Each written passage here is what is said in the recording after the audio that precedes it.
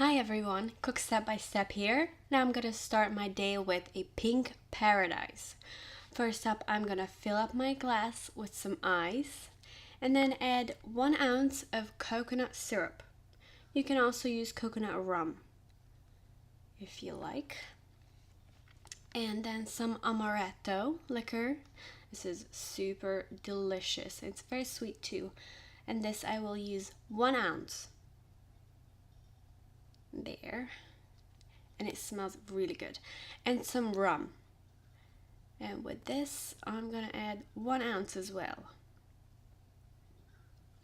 I got this rum at the Bahamas. It has a beautiful aromatic scent to it. I love it. And then 1 ounce of pineapple juice, and this will give it a very nice hint of flavor. And top it off with cranberry juice, 1 ounce. If you use a taller glass, you can add more cranberry juice to it.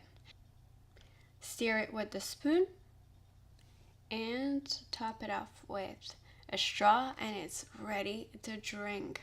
It's so delicious, it's so sweet, and the amaretto and pineapple comes together perfectly. I love it. I hope you like this video and do try this drink out because it is delicious and perfect for a summer party. I'll see you guys next time.